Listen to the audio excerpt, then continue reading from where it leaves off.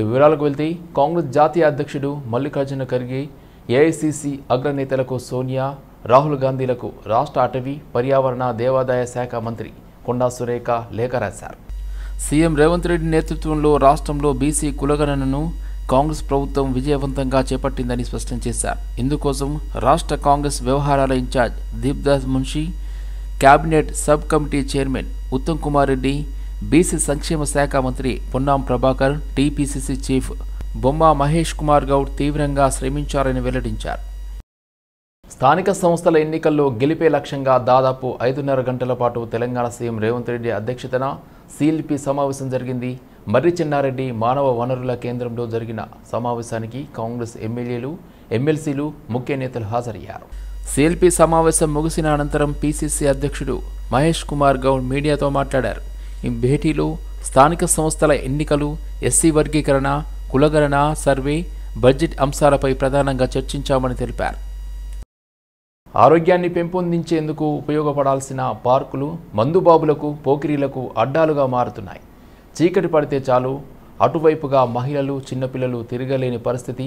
ఆసియాలోని పెద్ద కాలనీగా ఉన్న కేపీహెచ్పీ కాలనీలో ఉన్న రమ్య గ్రౌండ్ అపరిశుభ్ర వాతావరణంకు నిలయంగా మారింది. చుట్టుపక్కల అక్రమంగా వెలిసిన వ్యాపార సముదాయాలు, ఒకవైపు వ్యాపార సముదాయాల మాటున అక్రమ పార్కింగ్లు ఇక్కడ పరిపాటిగా మారింది.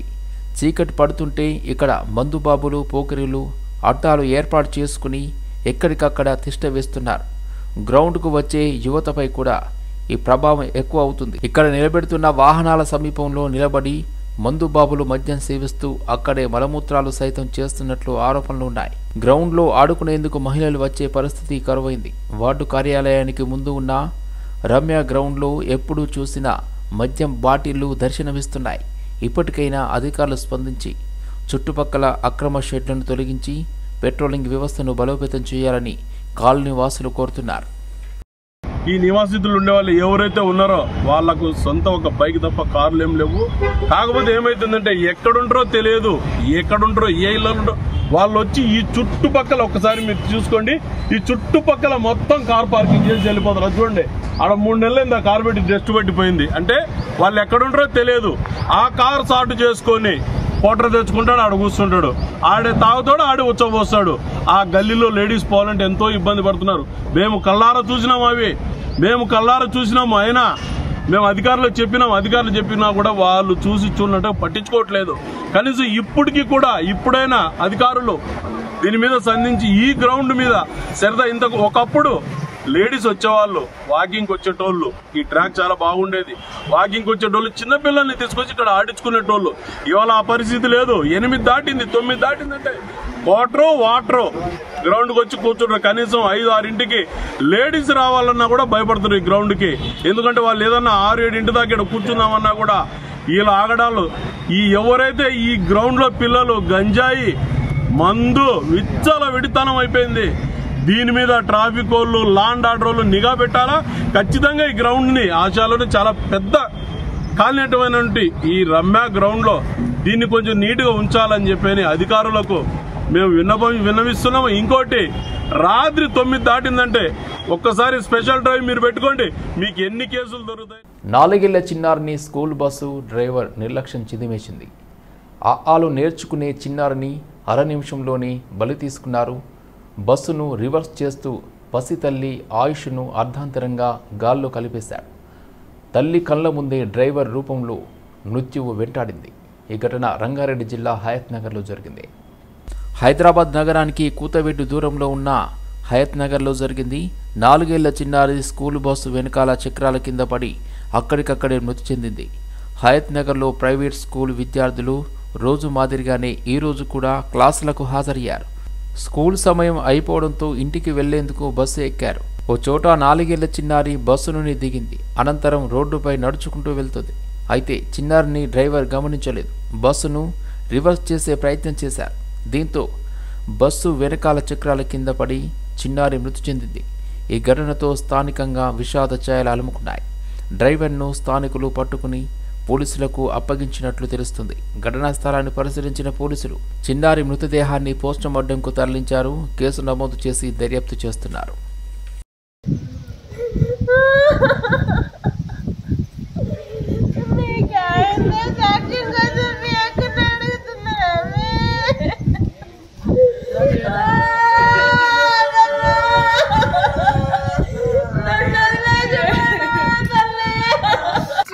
పట్టుకున్నా ముందరికి వచ్చేదాకా కింద పడ్డా దిగి ఎంగల్కి వస్తే చెల్లకి ముక్కులో రక్తం వచ్చింది నాకు దెబ్బలు తాకినాయి చెల్లి ఏ క్లాస్ చదువుతున్నాను ఎల్కేజీ చదువుతున్నా నేను నర్సరీ చదువుతున్నా నర్సరీ రంగారెడ్డి జిల్లా రాజేంద్ర నగర్లో పలు అభివృద్ధి కార్యక్రమాలను మంత్రి శ్రీధర్ బాబు స్పీకర్ గడ్డం ప్రసాద్ ప్రారంభించారు. బండ్లగూడ జాగీర్ మున్సిపల్ కార్పొరేషన్ సుమారు 30 కోట్ల రూపాయలతో పలు అభివృద్ధి కార్యక్రమాలను ఏర్పాటు చేశారు. హిమాయత్ సాగర్ వద్ద వాటర్ ప్యూరిఫికేషన్ ప్లాంట్, కిస్మత్పురా గ్రామంలో సుమారు 12 కోట్ల 80 లక్షల రూపాయల వ్యయంతో నూతనంగా బండ్లగూడ జాగీర్ మున్సిపల్ కార్పొరేషన్ భవనాన్ని ఏర్పాటు చేయనున్నారు. ఈ సందర్భంగా స్పీకర్ గడ్డం ప్రసాద్, మంత్రి శ్రీధర్ బాబు, ప్రభుత్వ chief whip Mahender Reddy, Rajendra Nagar MLA Prakash గౌడ్తో కలిసి ప్రారంభించారు. స్పీకర్గా ఈ రాష్ట్ర ముఖ్యమంత్రి గారు చేసిన తర్వాత ఎన్నో చట్టాలు తీసుకురావడం జరిగింది. దానిలో కూడా మొన్న జరిగిన ఒకరోజు శాసనసభ నియోజకవర్గంలో ఒక్కరోజు శాసనసభ జరిగినప్పుడు ఈ రాష్ట్రంలో 2 అంశాలపై చర్చ జరిగింది. ఒకటి బీసీలకు రిజర్వేషన్ పై, రెండవది ఎస్సీ వర్గీకరణపై కూడా ఈ రాష్ట్ర జనాభాలో 75% మందికి మేలు చేసే విధంగా ఈ 75 ఏళ్లలో ఏ రాష్ట్రము ఇంతటి గొప్ప నిర్ణయం తీసుకోలేదు. కానీ ఈ రాష్ట్ర ముఖ్యమంత్రి గారు, ఈ రాష్ట్ర శాసనసభ ఈ 2 విషయాలు ఎంతో మంచి డెవలప్ చేసుకున్నాం. నిజంగా కూడా నేను ఎమ్మెల్యేగా ముందు గెలిచినప్పుడు మీకు అందరు తెలుసు, ఈ అంతా కూడా ఏ విధంగా ఉండే, ఎట్లా ఉండే మీ అందరూ తెలుసు.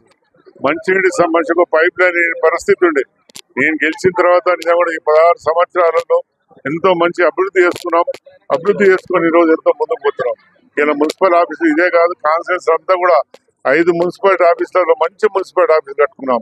ఈ రోజు దాని ప్రారంభం చాలా అదృష్టం. ఎందుకంటే రేవంత్ రెడ్డి గారి నాయకత్వంలో ఏ ప్రభుత్వం అని చేసే పనులను ఇంకో ప్రభుత్వం వచ్చి పూర్తి చేసి నేను చాలా గొప్పతనం ప్రారంభోత్సవం చేసుకోవటం, ప్రజలకు అందుబాటులో ఈ కార్యాలయానికి సంబంధించిన కార్యక్రమాలు నిర్వహించాలని ప్రారంభోత్సవం చేసుకొని మా స్పీకర్ గారు ప్రసాద్ గారి ఆధ్వర్యంలో మరి ప్రారంభోత్సవం చేసుకోవటం చాలా సంతోషం. ఈ ప్రాంత వాసులు అందరూ కూడా బండ్లగూడకు సంబంధించిన ప్రాంత వాసులు వారికి సంబంధించిన సమస్యల పరిష్కారం గురించి, అదేవిధంగా నిత్యం అధికారపరంగా పనులు నిర్వహించే అధికారులకు కానీ ఒక మంచి కార్యాలయం ఏర్పాటు చేసుకుని మా ప్రభుత్వం ముందుకు వెళ్తా ఉన్న తరుణంలో అందరికీ కూడా శుభాకాంక్షలు. రంగారెడ్డి జిల్లా ఇన్ఛార్జి మంత్రిగా మూసీ నిర్వాసితులకు మీరు ఎలాంటి భరోసా ఇస్తున్నారు? మూసీ నది నిర్వాసితులకు కానీ పర్యావరణ అనుకూల ప్రయాణాలను ప్రోత్సహించేందుకు ఫ్లిక్స్ బస్ ఇండియా, ఈటీఓ మోటార్స్ ముందుకు రావడం అభినందనీయమని మంత్రి పొన్నం ప్రభాకర్ అన్నారు. హైదరాబాద్ నుంచి విజయవాడకు 4 కొత్త ఎలక్ట్రిక్ ఫ్లిక్స్ బస్సులను సంస్థ ప్రతినిధులతో కలిసి ఆయన జెండా ఊపి ప్రారంభించారు.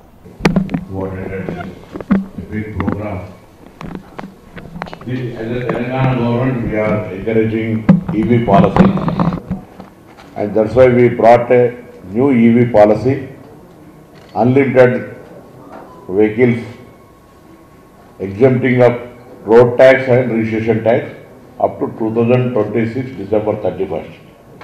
So huge response, so many buyers, they are buying EV vehicles because we are seeing now Delhi situation. They can't live there because pollution. So this inner ring road, our Honorable CM decided to change every vehicle into EV vehicle, maybe auto or bus, whatever it may be.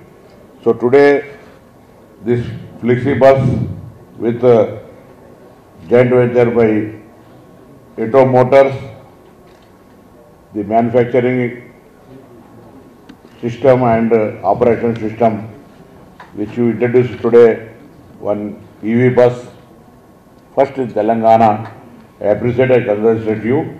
But there is some certain norms, rules are from Transport Department. You have to fulfill all that rules. Otherwise, in Telangana or Andhra, where you want travel between Vijayawada and Hyderabad, you should follow all rules because we will encourage EV vehicles. కులగణను resurvey చేయాలని మాజీ మంత్రి తలసాని శ్రీనివాస్ యాదవ్ తెలిపారు. పద్మారావు నగర్లో పలు అభివృద్ధి పనులను ప్రారంభోత్సవంలో మాజీ మంత్రి ఎమ్మెల్యే తలసాని శ్రీనివాస్ యాదవ్ పాల్గొన్నారు. కాంగ్రెస్ ప్రభుత్వం నిర్వహించిన సర్వే తప్పుల తడకగా ఉందని, లెక్కలలో స్పష్టంగా లేదన్నారు. ప్రజలలో అనేక అనుమానాలు ఉన్నాయని పేర్కొన్నారు. బీసీలకు 42% రిజర్వేషన్లు అమలు చేసి ఎన్నికల్లో ఇచ్చిన హామీని నిలబెట్టుకోవాలని చెప్పారు. ఎస్సీ వర్గీకరణ విషయంలో ఉన్న అయోమయాన్ని తొలగించాల్సిన బాధ్యత ప్రభుత్వానిదేనని ఆరోపించారు. డెవలప్మెంట్ కార్యక్రమాలు మరి బ్రహ్మాండంగా ప్రజలు సంతోషంగా ఉండాలనేటువంటి ఆకాంక్షతోని చాలా కార్యక్రమాలు మీకు అందరూ తెలుసు. రోడ్లు కానీ, సివరేజ్ కానివ్వండి. రెండోది స్ట్రీట్ వెండర్స్ ఇది ఒక ప్రధానమైనటువంటి ఇష్యూ. ఆల్రెడీ మనం చెప్పినాం, మళ్ళీ అక్కడక్కడ కొంత ఇబ్బంది పెడుతుర్రు. దానికి మరి ప్రజా ఉద్యమం ఏమన్నా చేయాలనో అర్థమైతే లేదు. ఎందుకంటే పాపం వాళ్లకు పొద్దున్న నుంచి వ్యాపారం చేస్తే రాత్రి వరకు చేస్తే ఏదో 200-300 దొరికితే ఆ కుటుంబం పోషించుకుంటారు. కాబట్టి ఇవన్నీ కార్యక్రమాలు ఉన్నాయి. మీరు ఇంకేమన్నా అడుగుతారా? బీసీ కులగన్నది స్పష్టంగా అసెంబ్లీలో చెప్పినాం. అదంతా తప్పుల తడకగా ఉన్నది. బీసీల సంఖ్యనే మొత్తం తగ్గించేసి, అది నేనే కాకుండా మేధావులు కానివ్వండి అందరూ కూడా, అంటే దగ్గర 63 లక్షల మందిని తగ్గించేసారు. వాళ్ళు ఎక్కడ పోయారు చెప్పే పరిస్థితి లేదు. 2011 సెన్సస్ ప్రకారం 3,50,00,000 చిల్లర ఉన్నారు అనేది మన జనాభా. రెండోది సంవత్సరానికి గ్రోత్ ఉంటుంది, 13.8% గ్రోత్ ఉంటుంది. అయితే 2011 తర్వాత కేసీఆర్ గారు సకల జనుల సర్వే చేశారు. కుండను తవ్వి ఎలుకను పట్టినట్లుగా రాష్ట్రంలో కులగణన సర్వే ఉందని మెదక్ ఎంపీ రఘునందన్ రావు ఎద్దేవా చేశారు. 50% బీసీలు ఉన్నారని చెబుతున్న రాహుల్ గాంధీ, రేవంత్ రెడ్డిలు బీసీ నేతను ముఖ్యమంత్రిగా చేస్తారా అని ప్రశ్నించారు. 2014 బీసీ జనాభా ఎంత, 2024 బీసీ జనాభా ఎంతో చెప్పాలన్నారు. ప్రభుత్వం చేసినటువంటి సమగ్ర కుటుంబ సర్వే ఫలితాలని ఆ ప్రభుత్వం ప్రకటించలేదు, ఈ ప్రభుత్వం కూడా ప్రకటించలేదు. సమగ్ర కుటుంబ సర్వే ముఖ్య ఉద్దేశం గాని, కులగణన ముఖ్య ఉద్దేశం గాని కాంగ్రెస్ పార్టీ ఏం చెప్పిందంటే, ఏ కులాలకు సంబంధించి ఎంతమంది ఉంటే ఆ జనాభా నిష్పత్తి లోపల దామాషా పద్ధతిలో వాళ్ళని అధికారంలోకి తీసుకొస్తామని చెప్తున్నారు. నేను అడుగుతున్న ఈ రాష్ట్ర ముఖ్యమంత్రిని, పిసిసి అధ్యక్షుల వారిని లేదా రాహుల్ గాంధీ గారిని, తెలంగాణలో బీసీ కులగణన తర్వాత మీ పార్టీ చెప్తున్న లెక్కలు 100% మంది తెలంగాణలో బీసీలు ఉన్నారని చెప్తున్నారు. కులగణన మీద ఇన్ని గొంతులు లేస్తున్నాయి, కాంగ్రెస్ గొంతులు లేస్తున్నాయి, బీసీ బిడ్డల గొంతులు లేస్తున్నాయి. వాటిని కూడా అనగదొక్కాలని మీరు అనుకుంటే అది మీ పార్టీ పతనానికి దారి తీస్తే తప్ప ఇంకొకటి కాదు. భారతీయ జనతా పార్టీ ప్రభుత్వం ఢిల్లీలో రావాలని ఢిల్లీ ప్రజలు కోరుకున్నారు అనేటువంటి మాట మాకు చాలా స్పష్టంగా కనబడతా ఉంది. ఎస్సీ రిజర్వేషన్ల సాధన కోసం ఎన్నో ఏళ్లుగా కృషి చేస్తున్న మాదిగ జేఏసీ వ్యవస్థాపకుడు డాక్టర్ పిరమర్తి రవికి ఓయూ ఆర్ట్స్ కళాశాలలోని న్యూ సెమినార్ హాల్లో బీఎస్ఎఫ్ రాష్ట్ర కన్వీనర్ బోరెల్లి సురేష్ ఆధ్వర్యంలో అభినందన సభ నిర్వహించారు. తెలంగాణ రాష్ట్ర ప్రభుత్వం ఎస్సీ వర్గీకరణకు ఆమోదం తెలపడంలో పిరమర్తి రవి కీలక పాత్ర పోషించారని తెలిపారు. విద్యా ఉద్యోగ రంగాల్లో మాదిగలకు 9% రిజర్వేషన్లు కల్పించినటువంటి సీఎం రేవంత్ రెడ్డికి కాంగ్రెస్ పార్టీకి కృతజ్ఞతలు తెలుపుతున్నామని అన్నారు. 30 ఏళ్ల మాదిగ ఉద్యమాన్ని దృష్టిలో పెట్టుకుని 7% రిజర్వేషన్లు అడిగిన తమకు 9% కల్పించడం గొప్ప విషయమన్నారు. 9% రిజర్వేషన్లు సాధించిన సందర్భంగా రేపటి నుంచి విజయోత్సవ సభలు నిర్వహించనున్నామని తెలిపారు. అదేవిధంగా 30 ఏళ్ల మాదిగ ఉద్యమాన్ని గౌరవించి 7% అడిగినటువంటి మాదిగలకు 9% ఇచ్చినటువంటి అంత పెద్ద మనసు చేసుకుని మాకు అవకాశం ఇచ్చినటువంటి ముఖ్యమంత్రి గారికి పేరు పేరున ధన్యవాదాలు. ఇవాళ విద్యార్థుల తరఫున 9% రిజర్వేషన్ కోసం విజయోత్సవ సభలు పెట్టుకున్నాం. రేపటి నుంచి తెలంగాణ వ్యాప్తంగా 10 ఉమ్మడి జిల్లా కేంద్రాలు, 33 కొత్త జిల్లాలు, 100 అసెంబ్లీలలో ఈ విజయోత్సవ సభలు నిర్వహిస్తామని కూడా ఈ సందర్భంగా తెలియజేస్తా ఉన్నా. కొంతమంది సీఎంని కలవకుండా షమీమ్ అఖ్తర్ రిపోర్టుకు ఏబిసిడి అని ఇచ్చి ఇప్పుడు ప్రభుత్వము ఒక నిర్ణయానికి వచ్చినాక ప్రభుత్వం మీద బురద జల్లేది రేవంత్ రెడ్డి నాయకత్వానికి తక్కువ చేసే విధంగా బీజేపీ పలుకులు పలుకుతున్నారు కొంతమంది. వారికి మాదిగ జాతి ఖచ్చితంగా బుద్ధి చెప్తుంది. 30 ఏళ్ల తర్వాత కూడా మళ్లీ ఈ ఉద్యమాన్ని ఇంకా 30 ఏళ్లు కొనసాగించాలని కొంతమంది కుట్ర చేస్తా ఉన్నారు.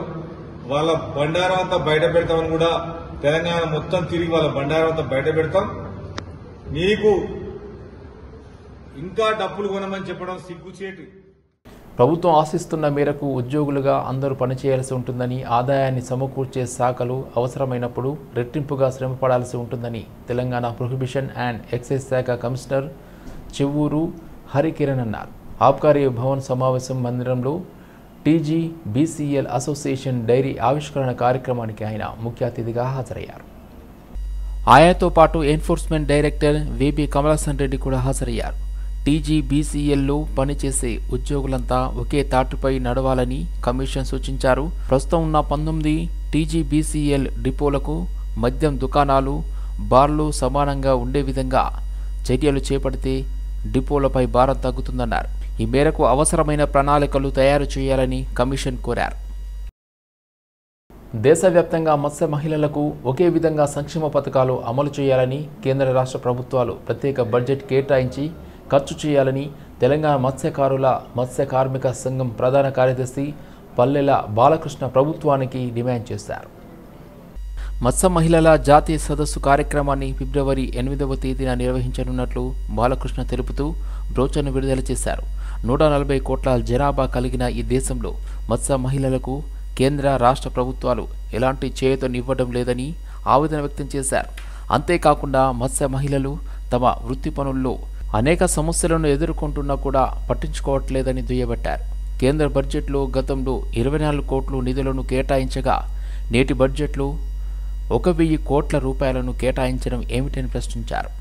ఫిబ్రవరి 8వ తారీఖు మత్స్య మహిళల జాతీయ కన్వెన్షన్లో ముఖ్యంగా అనేక తీర్మానాలు కూడా చేయబోతున్నాం. ముఖ్యంగా ఏంటంటే నేను ఇంతకుముందుకే చెప్పినట్లు ఈ దేశంలో 140 కోట్ల మందికి మంచి పోషక విలువలు కలిగినటువంటి చేపల మత్స్య ఆహారం తక్కువ ధరకు అన్ని వర్గాల ప్రజలకు అందించే ఆహారాన్ని అందించే మత్స్యకారుల మహిళలు అనారోగ్య సమస్యలకు గురవుతుంటారు. వాళ్ళకి హెల్త్ చెకప్ కానీ అదేవిధంగా వాళ్ళకు అనారోగ్యాలకు పరైనప్పుడు ఎవరైనా చనిపోతే వాళ్ళకి ఇన్సూరెన్స్ ఎక్స్గ్రేషియో కూడా మత్స్యకారుల మహిళలకు ఉండాలి. దేశవ్యాప్తంగా ఒక్కొక్క రాష్ట్రంలో ఒక్కొక్క పద్ధతిలో ఈ సంక్షేమ పథకాలు అమలు చేస్తున్నారు. మేము భారతదేశ వ్యాప్తంగా ఉన్నటువంటి అన్ని రాష్ట్రాల మహిళల్ని ఇక్కడ రేపు 8వ తారీఖు నాడు ఇక్కడ జాతీయ సదస్సులో పిలిపించి ఏ రాష్ట్రంలో ఎట్లా సంక్షేమ పథకాలు ఉన్నాయో దేశవ్యాప్తంగా ఒక యూనిఫామ్గా కేంద్ర ప్రభుత్వానికి ఒక వినతి పత్రం తయారు చేసి తీర్మానాలు తయారు చేసి దేశవ్యాప్తంగా మత్స్యకారుల మహిళలు ఎదుర్కొంటున్న సమస్యల మీద చర్చించి ఒక యూనిఫామ్గా దేశవ్యాప్తంగా మత్స్యకారుల మహిళలు.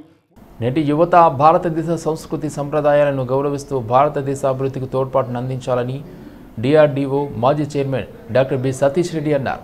తార్నాకలోని ఐఐసిటి ఆడిటోరియంలో ఏబీవీపీ ఆధ్వర్యంలో నేషనల్ ఇంటిగ్రేటెడ్ టూర్ 2025 కార్యక్రమాన్ని ఘనంగా నిర్వహించారు. ఈశాన్య రాష్ట్రాల్లో ఉన్న యువతకు భారతదేశంలోని ఇతర రాష్ట్రాల యొక్క సంస్కృతి విశిష్టతను తెలియజేయడంలో భాగంగా నేషనల్ ఇంటిగ్రేటెడ్ టూర్ కార్యక్రమాన్ని నిర్వహించడం జరిగిందన్నారు. నేటి యువత ఐకమత్యంతో భారతదేశ ప్రతిష్టను పెంపొందించే విధంగా కృషి చేయాలన్నారు. భవిష్యత్తులో ఇటువంటి ఇంటిగ్రేటెడ్ కార్యక్రమాలు మరిన్ని నిర్వహించి ఐకమత్యాన్ని పెంపొందించాలని సూచించారు. ఈ కార్యక్రమానికి ఉత్తర దక్షిణ భారతదేశం నుండి కూడా విద్యార్థులు భారీ సంఖ్యలో హాజరయ్యారని తెలిపారు. భారతదేశం యొక్క ప్రాముఖ్యత, కల్చర్ యొక్క విశిష్టతను గురించి మిగతా ప్రాంతాల్లో ఉండేటువంటి అలవాట్లు తెలుసుకునే విధంగా students experience in inter state living అనేటువంటి కార్యక్రమాన్ని గత 59 సంవత్సరాలుగా నిర్విఘ్నంగా కొనసాగిస్తూ ఉన్నారు. వారందరికీ కూడా మనం అభినందనలు తెలపాలి. దాదాపు 10,000 మంది పైగా విద్యార్థులను తీసుకుని వచ్చి ఒక నెల రోజుల పాటు రకరకాల ప్రాంతాల్లో, రకరకాల రాష్ట్రాల్లో కుటుంబాలతో పాటు వాళ్ళ ఇంట్లో ఉండే విధంగా జీవిస్తూ ఈ నెల రోజుల పాటు చేసేటువంటి ఒక కార్యక్రమం బృహత్తరమైనటువంటి కార్యక్రమం. ఈరోజు హైదరాబాద్లో ఒక బ్యాచ్ 230 మందిలో ఒక బ్యాచ్ ఈరోజు హైదరాబాద్ చుట్టుపక్కల ప్రాంతాల్లో చుట్టుపక్కల జిల్లాల్లో రాచకొండ కమిషనరేట్ పరిధిలో 3 కోట్ల విలువ చేసే 1016 మొబైల్ ఫోన్లు రికవరీ చేశారు పోలీసులు.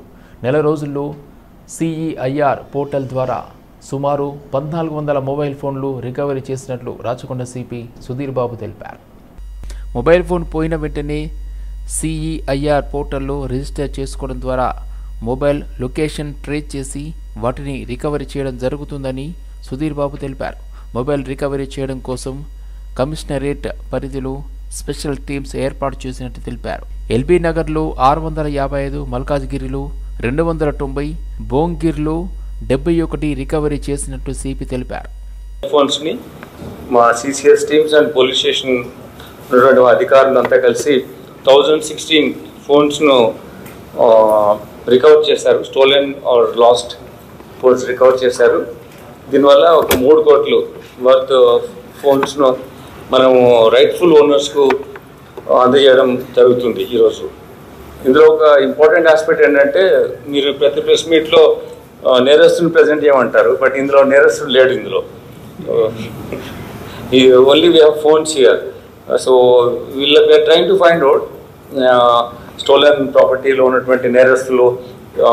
It is by handing over these phones to the victims is not end in itself. We will have our investigation is still going on to identify the accused who involved in these commission offences.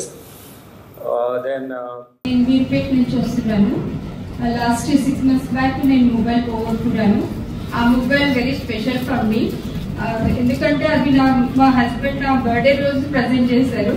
కానీ అది నా marriage day రోజు నేను పోగొట్టుకున్నాను. నేను వెంటనే Meerpet police స్టేషన్లో complaint raise చేశాను. సార్ వాళ్ళకి సపోర్ట్ చాలా మంచిగా, రెస్పాన్స్ మంచిగా ఇచ్చారు. కానీ ఈ రోజు నేను మళ్ళీ ఆ మొబైల్ మళ్ళీ తెచ్చుకోవడం వల్ల నేను very happy about this. My heartful thanks to specially commissioner sir and whole the Rachakonda police department. Thank you. వర్గీకరణ పేరుతో రాజకీయాలు చేయడం ఇకనైనా మానుకోవాలని కాంగ్రెస్ నేత సతీష్ మాదిగ MRPS వ్యవస్థాపక అధ్యక్షులు మందకృష్ణ మాదిగకు సూచించారు. సోమాజిగూడ ప్రెస్ క్లబ్లో ఏర్పాటు చేసిన సమావేశంలో మాదిగ నేతలు చింతస్వామి మాదిగ మేరీలతో కలిసి మాట్లాడారు. మాదిగల జీవితాలలో వెలుగులు నింపిన నాయకుడు రేవంత్ అని కొనియాడారు. వర్గీకరణ కావడం మందకృష్ణకు ఇష్టం లేనట్లుగా ఆయన మాటలు ఉన్నాయని అన్నారు. సుమారు 4 దశాబ్దాల పాటు మాదిగ బిడ్డలను ఒకే అంశంపై మభ్యపెట్టి సమస్య పరిష్కారమైనా ఇంకా గిల్లి కజ్జాలు పెట్టే ఆలోచనలో మందకృష్ణ ఉన్నాడని మండిపడ్డారు. పోరాటాలతో అలసిపోయిన మాదిగ బిడ్డలను అభివృద్ధి వైపు అడుగులు వేసేలా సహకరించాలని సూచించారు.